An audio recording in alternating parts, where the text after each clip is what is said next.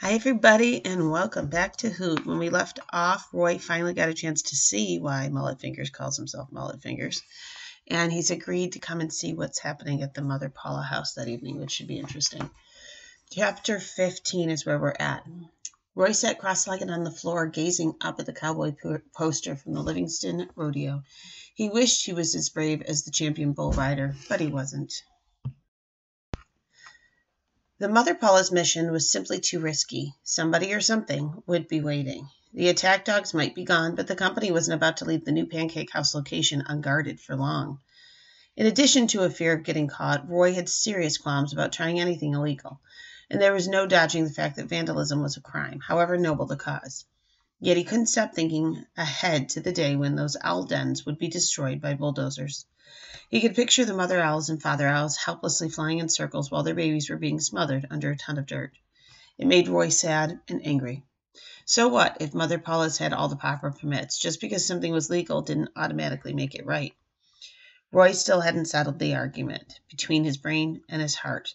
Surely there had to be a way for him to help the birds and Beatrice's stepbrother without breaking the law. He just needed to come up with a plan. Glancing out the window, Roy was reminded that time was slipping away.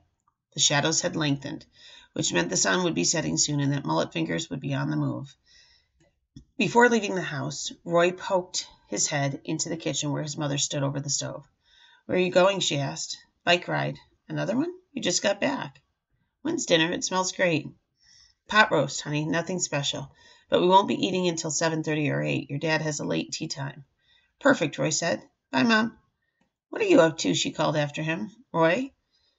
He pedaled at full speed to the block where Dana Matherson lived and chained his bicycle to a street sign. Approaching the house on foot, he slipped unnoticed through the hedge into the backyard. Roy wasn't tall enough to see in the windows. He had to jump and hold himself there by his fingers. In the first room, he saw a thin, rumpled figure lying prone on a sofa, Dana's father, holding what appeared to be an ice pack to his forehead. In the second room was either Dana's mother or Dana himself, wearing red spandex pants and a ratty wig. Roy decided it was probably Mrs. Matherson, since the person was pushing a vacuum cleaner. He lowered himself and resumed creeping along the outside wall until he reached the third window, and sure enough, there was Dana. He lay sprawled on his bed, a lazy blob in dirty cargo pants and unlaced high-top sneakers. He wore a stereo headset, and his head was jerking back and forth to the music. Standing on tiptoe, Roy tapped his knuckles against the glass. Dana didn't hear him. Roy kept tapping until a dog on the porch next door began to bark. The next time Roy levered himself up to peek in the room, Dana was glowering at him from the window. He had pulled off the headset and was mouthing some words that even an amateur lip reader would have figured out. Smiling, Roy dropped to the lawn and took 2 steps back from the Matherson house. He proceeded to do something that was drastically out of character for a boy who was basically shy. What he did was salute crisply, spin around, drop his pants, and bend over. Viewed upside down, which was how Roy saw it, Dana's wide-eyed reaction suggested he had never been mooned in such a personal way. He seemed highly insulted. Calmly, Roy pulled up his trousers and strolled around to the front of the house and waited for Dana to come hurtling out of the door in a fury. It did not take long.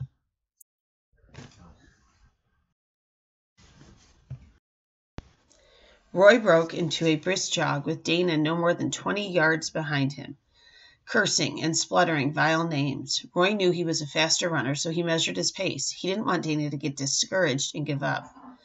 Yet after only 3 blocks, it became evident that Dana was in even worse shape than Roy had anticipated.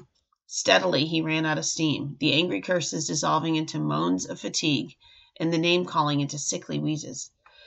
When Roy checked behind him, he saw that Dana was gimping along in a lopsided half-trot. It was pathetic. They were still half a mile from where Roy wanted to be, but he knew Dana wouldn't make it without pausing for rest. The sorry load was about to keel over. Roy had no choice but to pretend he was tiring too.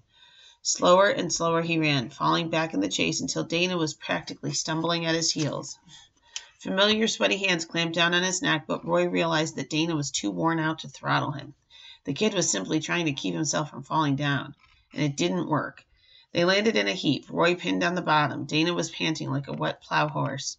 "Don't hurt me. I give up," Roy peeped convincingly. Ugh! Dana's face was as red as a pepper, and his eyeballs were fluttering in their sockets. "You win," Roy cried. Ugh!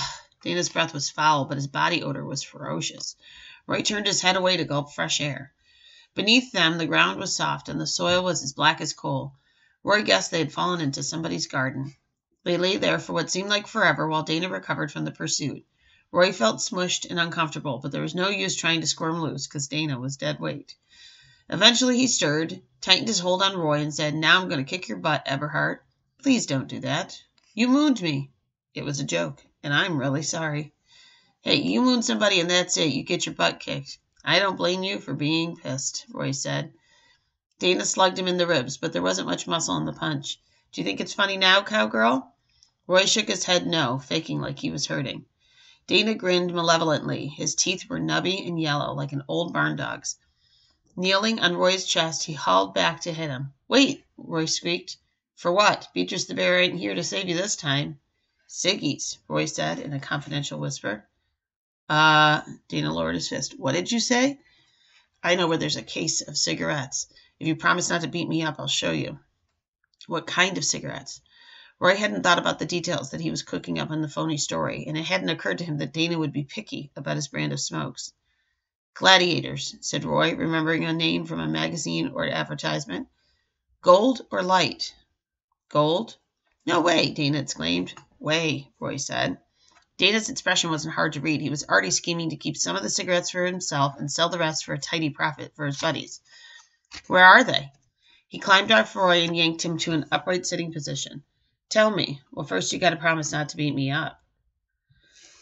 "Sure, man, I promise." "Ever again," Roy said, "for all time." "Yeah, whatever. I want to hear you say it." Dana laughed in a patronizing way. "All right, you little cowgirl. I'll never, ever pound on your sorry butt again. Okay? Swear on my father's grave. Is that good enough for you?" "Your father's still alive," Roy pointed out. "Then I swear on Natalie's grave. So tell me where the gladiator golds are stashed. I ain't kidding."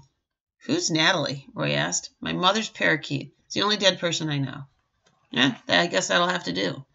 Based on what Roy had seen of the Matherson household, he had an uneasy feeling that poor Natalie hadn't expired of natural causes. "So we cool?" Dana asked. "Yeah," Roy said. It was time to turn the big dummy loose. The sun had dropped into the Gulf and the streetlights were coming down. "There's an empty lot on the corner of Woodbury and East Oriole." "Yeah?" "In one corner of the lot, there's a construction trailer. That's where the cigarettes are stashed." "Sweet. A whole case?" Dana said greedily. "How come you know about it?"